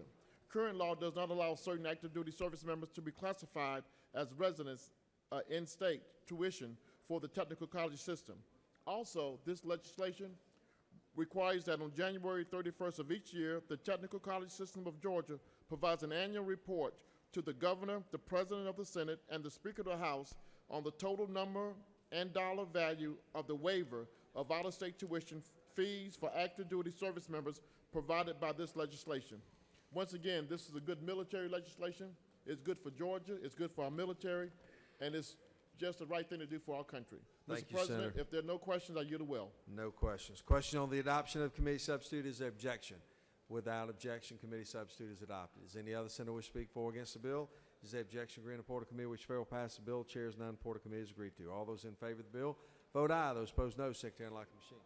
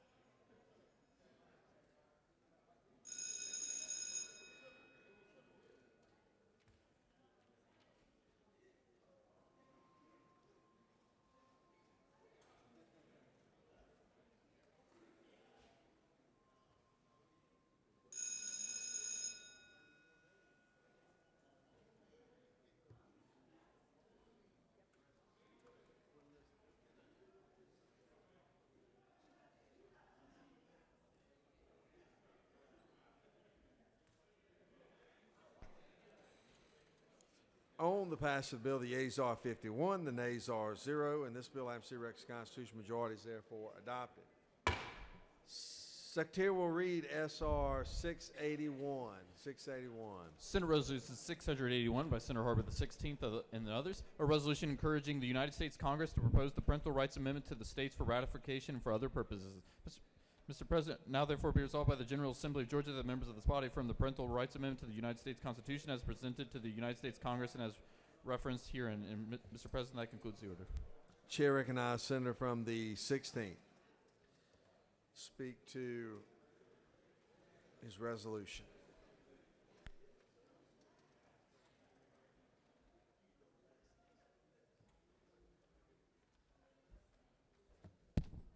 Thank you, Mr. President and colleagues. The hour is late. This is a Senate resolution encouraging the United States Congress for the proposal of the Parental Rights Amendment to protect the rights of children. The amendment will allow parents the rights to direct the unabridged upbringing of their children, protect from federal interference, and especially the United Nations Convention Rights of the Child. It's simply a resolution to encourage them to do that. And if there's not any questions, I will vacate. No questions. Any Okay, others? thank you, sir. Hold on there. Do you want to yield for a question? All right. And he doesn't yield. Do you want to speak? Or all right. Chair recognizes Senator from 36.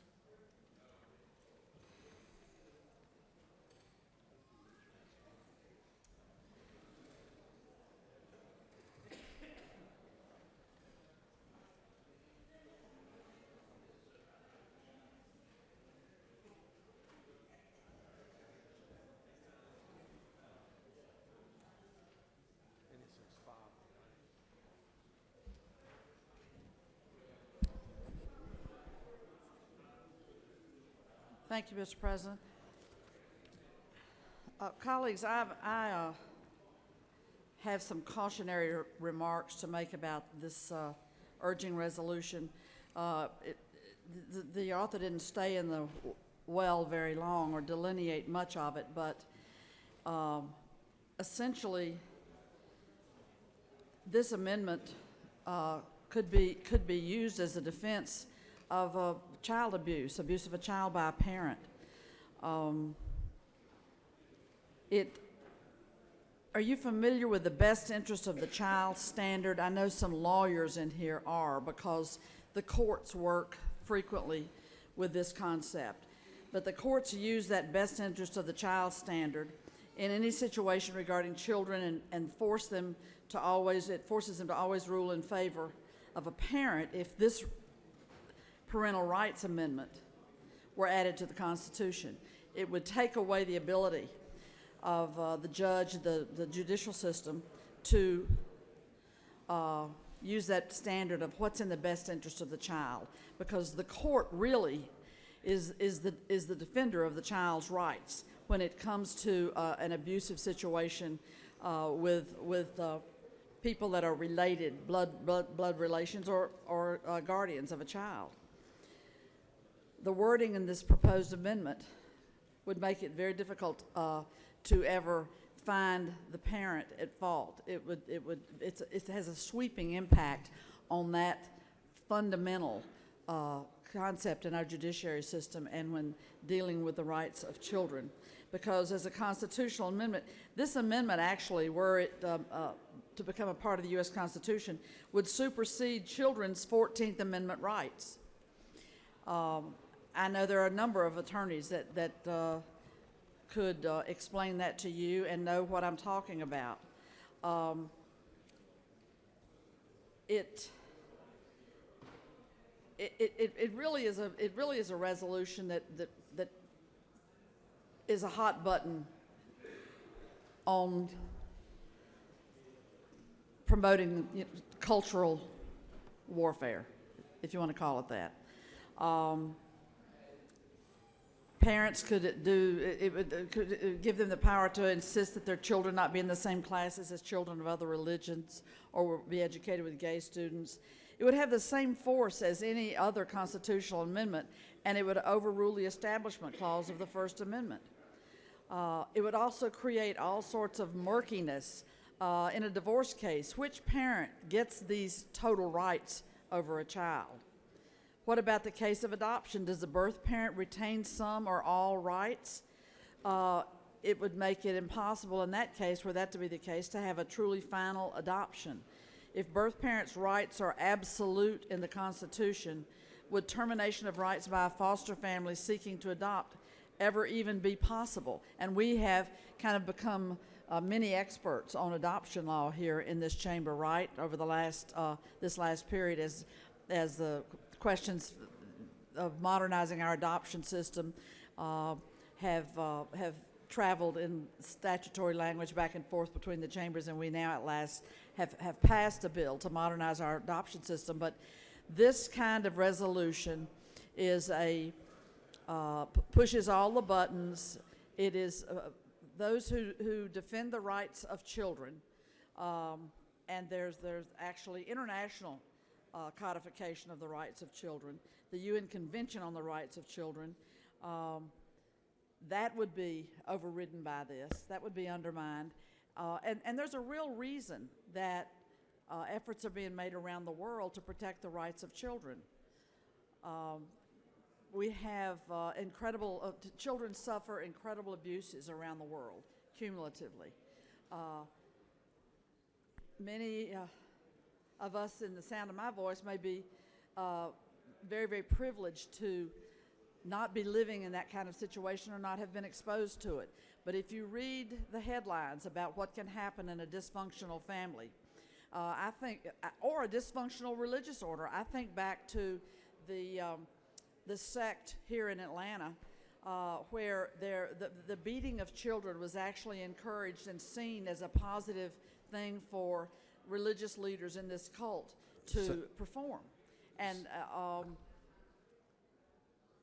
so there's a great need, there's a very high need to be very careful when we approach this area about the rights of children, and to urge this, through this Senate resolution, to urge a parental rights amendment be put out to the states for ratification is going down a dangerous, dangerous road. I don't particularly think that they would succeed ultimately, because I think there's enough background on this. There's enough people that know better. They're constitutional scholars. They're advocates for the protection of children, and that would be a long and bloody debate across the country. Just what we need, another piece in the cultural war to keep us from our real work that needs doing in terms of building schools, building healthy families, Senator, creating access to health care. And I hear the hour is late, Mr. President. I will stop for questions, yield for questions, and if there are none, after asking you to please consider seriously voting against this Senate Resolution 681, I will be happy to take my seat. If there are no questions, I'll yield the well. There are questions, but this is an urging resolution. I mean, it's not like this is becoming law. That's right. And Senator from the 42nd, you wish to ask a question? Just one. Okay. You're recognized. Thank you, Mr. President. Will the senator yield? I yield. What I am interested in is, in particular, is Section 5, I think it is, that says that this resolution will not be construed to be applied if parental actions end a life.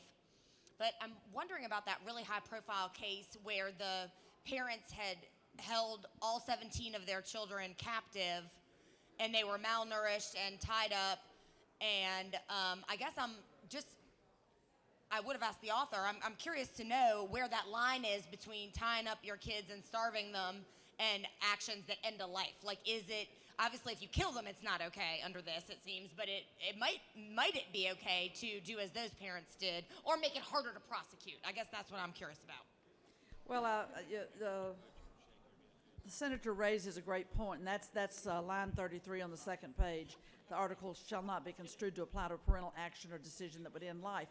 And when you think, and there's not a week that goes by, certainly not a month that goes by, where some horrendously dysfunctional family situation has been allowed to go on in plain view. And it's finally discovered. A child escapes from the basement.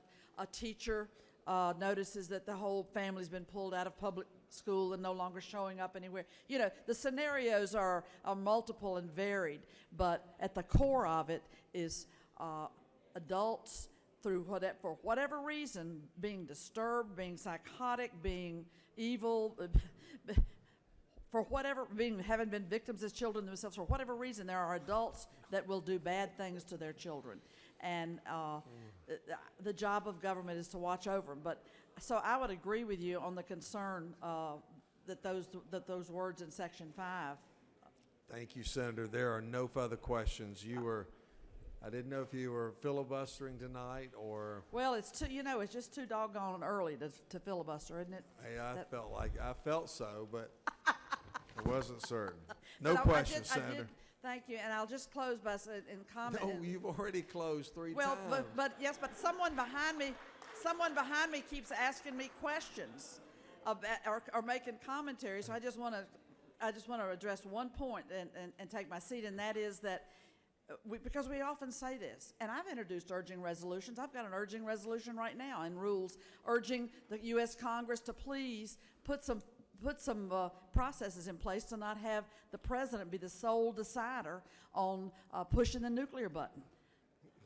Yes, that's an urging resolution, and so we could all say, well, and we do it. We say it often. We say, we say, it's just an urging resolution. Don't worry about it. What are you talking about it for? Just vote green and let it go. It doesn't matter. It's just an urging resolution. It doesn't have the force of law. But you know what it gets used for? There will be the groups that are behind this will put out press releases all across the country and hold national forums and mail their literature out to us and to the media, and they'll say 18 states have adopted an urging resolution for the U.S. Congress to propose a parental rights amendment to the states for ratification. And it'll look like, it creates, and many of us are familiar with this, it creates the impression that the public will is to have this put in our Constitution. And so that's why I do think it's important to think carefully before we cast our vote for things like this. And the hour is late, and I certainly appreciate your attention. Thank you. Thank you, Senator. Does any other senator wish to speak for or against this urging resolution? Is there objection to agree in the report of the committee which favorable passage of the bill? Chair hears none. Report of the committee is agreed to. All those in favor will vote aye. Those opposed, no. Secretary will unlock the machine.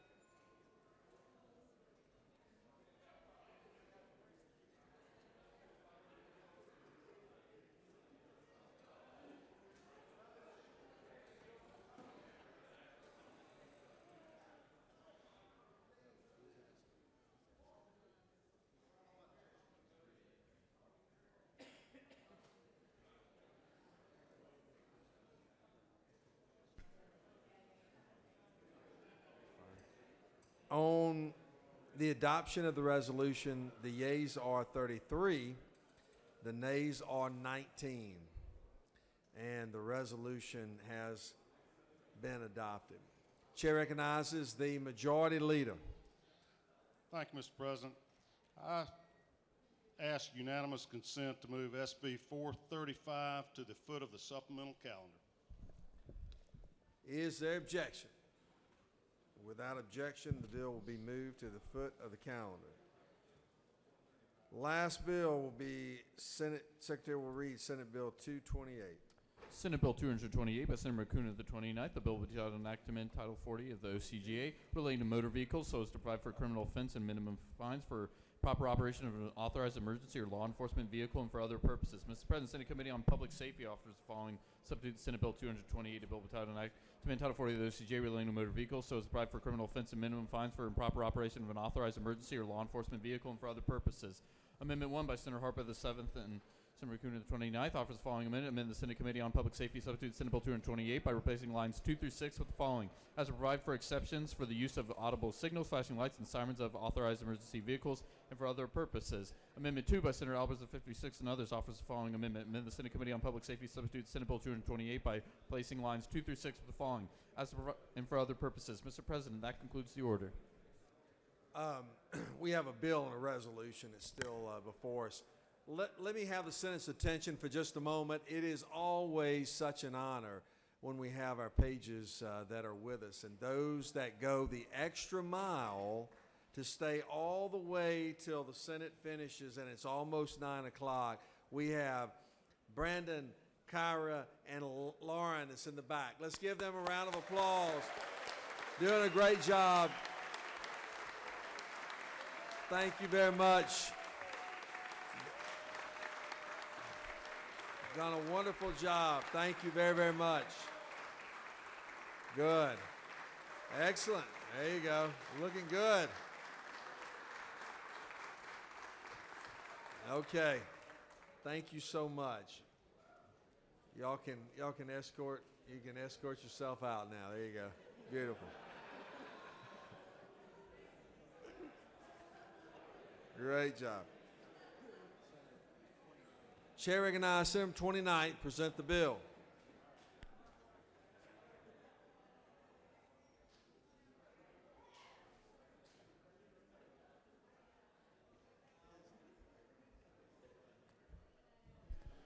Thank you, Mr. President. It's my privilege to bring you Senate Bill 228.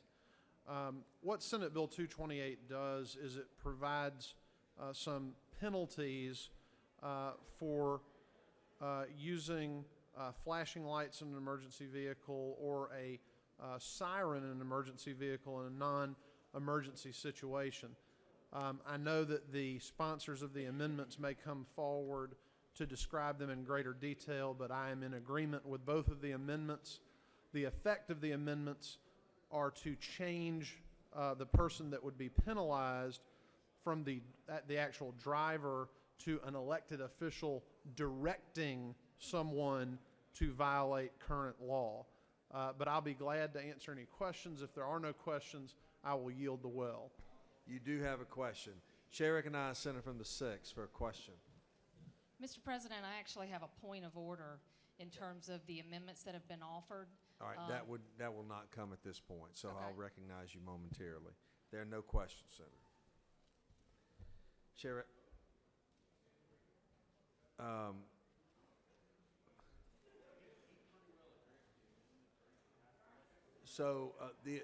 your amendment. All right, we have two amendments, Amendment 1 and 2. Chair recognizes Senator from the 7th real quick to explain your amendment. Thank you, Mr. President. The senator from the 29th basically explained it, but I'll speak unless the public safety chairman wants to come speak as well, because I glanced over his amendment. I believe his amendment addresses the same issue and concern that I had in making sure that we don't criminalize law enforcement. And Mr. President, that's what the amendment does. I'll yield the well.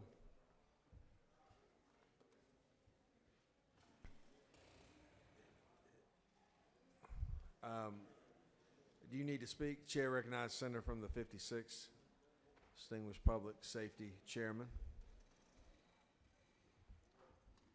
Thank you, Mr. President. In concert with the author, the senator from the 29th, this just puts in the important language about honorary processions to make sure that we can handle all those things that are important, such as funerals and escorts and things of that nature, and also dealing similar in the other parts of the bill about elected officials and when they should be using stuff to make sure we're all obeying the law. If there are no questions, I'll yield the well. There is a question. Okay. Chair recognizes Senator from the 41st for a question. Parliamentary inquiry. I was wondering if these two amendments... Hold on. Time out. No, the senator's in the well. Senator from the 35th, did you have a question for the senator in the well? You're recognized this time. Will the senator yield? Yes, Senator. Okay. I'm a little confused with this whole bill. So we have a problem now with what? What are we correcting? There are people speeding. I know that police are chasing people and people are getting killed as a result of them doing chases, and they wouldn't let that bill out of public safety. But what is this bill? Can you explain it a little more, and why your amendment is necessary? Sure, Senator. I know the senator from the 29th explained part of this, but this is to assure that anyone who operates an emergency vehicle that would have lights and sirens is going to use it for all the reasons that you would need to use emergency equipment. So as an example, if someone's responding to an emergency as a police officer, a firefighter, emergency medical services, you would obviously want them in times of emergency to use their light and sirens and properly be able to evade traffic and make sure people pull over and everyone's safe. Likewise, you would not want anybody using those light sirens when something is not an emergency. So we just want to make sure they're being used properly. Okay. And so yours is exempting certain people? It is not exempting certain people, but as you can imagine, when we have an honorary procession like a funeral, right? When we've have police officers that are going to escort a hearse and a funeral party, things of that nature, that would be giving deference for certain type of things that would make sense. Thank you. And one more, will you yield for one Certainly, last Senator. clarity on this? So when funerals are leading the procession, don't they have to get some kind of something from the city to say their route? They Well, don't just Yeah, they obviously work with Get the a local permit? city or county in order to get permission and then have an escort done. and because they don't stop at lights so these other vehicles, do they stop at lights, or are they mandated to do certain rules? Because some people go through and get hit. I'm trying to just understand who we're trying to save. So excuse my ignorance. I'm just That's trying okay. to, I'm a safety person, and I'm trying to find out. And I appreciate that, Senator. I know you are, and you've been a champion for public safety. All this does is say that we want to make sure that when somebody uses a light and or a siren, they're using it for that right reason and not for just because they want to get from point A to point B quicker. All right, thank you. Thank you so much.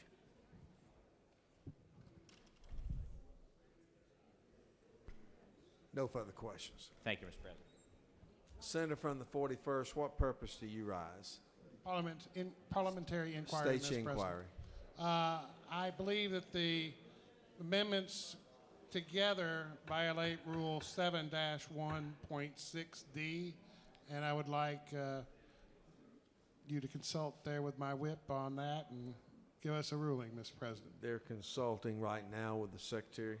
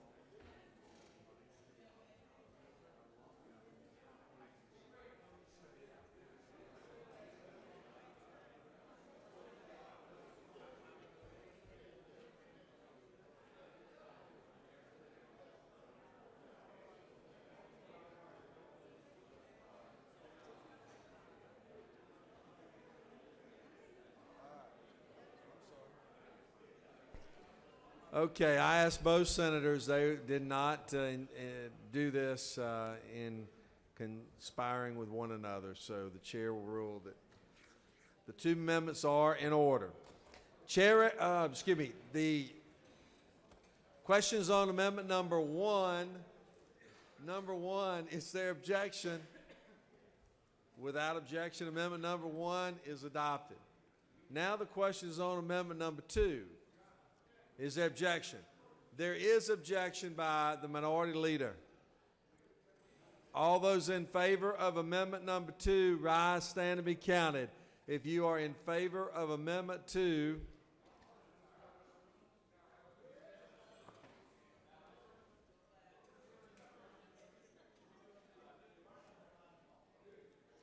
If you're in favor,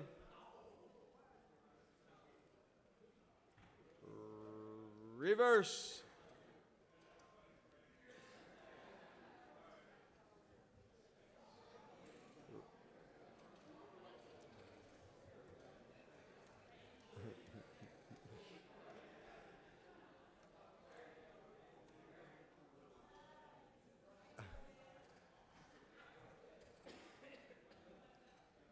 On amendment number 2, the yeas are 27 and the nays are 17, and the amendment has lost.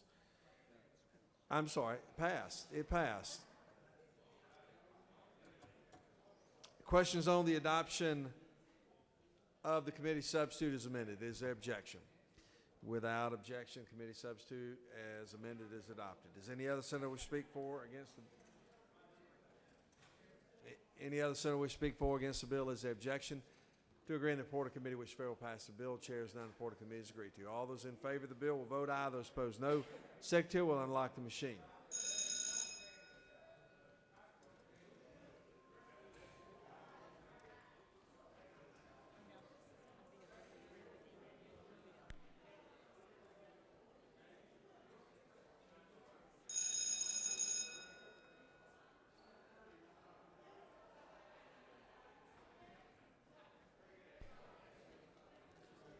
Okay, we're now moving to the supplemental rules calendar, where there is one resolution that is on it and a bill that was moved to it.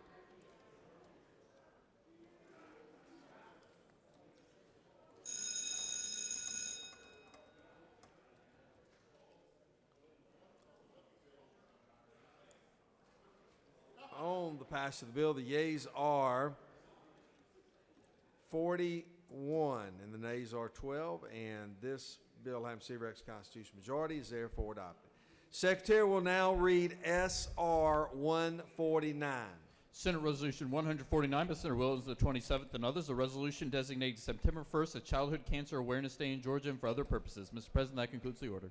Chair recognizes Senator from 27th to present the resolution.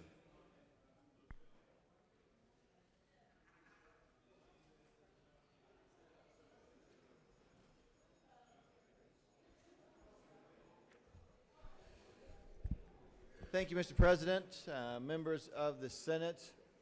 I knew I was going to be getting up here in this well more often this session than I have in the past, but to be honest with everyone, I did not think it was going to be to present a bill or a resolution.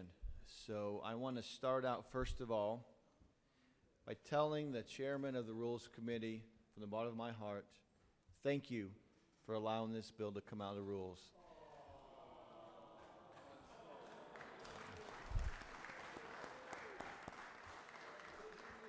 Also, I don't know how many times I'm going to be able to do this in the next 5 months, but Mr. President, thank you for allowing this to come out as well.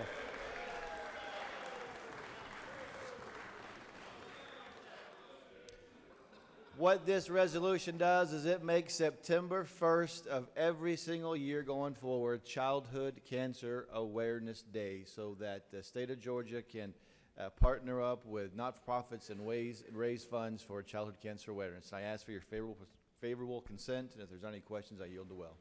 Thank you, Senator. No questions. Does there any other senator wish to speak for or against this resolution? Is there objection? Agree in the report of committee which fail will pass the bill. Chairs none, and all those in favor of the bill or resolution will vote aye. Those opposed, no. Secretary will unlock the machine.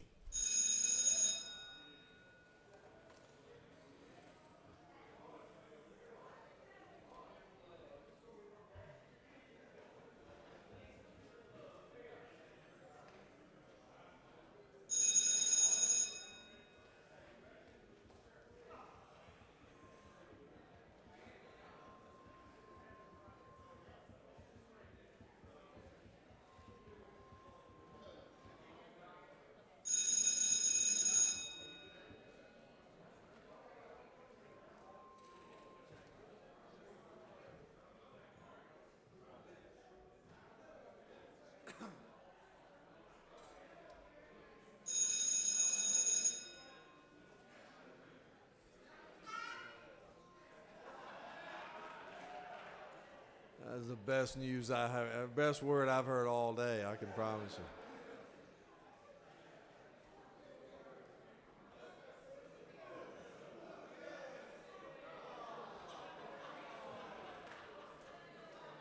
Of all the people that was talking about love today, Chair recognized Senator from 27. You upset the way you've been picking on me, Reconsideration? sir? Do I reconsideration? Unanimous consent for reconsideration? Was that by accident? I thought it was. He's gonna change. He's gonna record it differently in the journal. He knows how to fix the record. He said he's been fixing tickets for a long time. This is a real small one. No, that was really a joke for everybody that's not paying attention. All right. Chair recognizes the majority leader. Thank you, Mr. President. In the spirit of love and affection for one another, I move the Senate stand adjourned until 10 a.m. Thursday, March 1st. 10 a.m. Thursday. Read the announcements. Mr. President, all the committees were canceled. That concludes the order.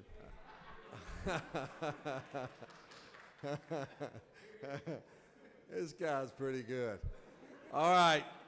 The majority leaders move that the Senate stand adjourned until 10 a.m. tomorrow morning.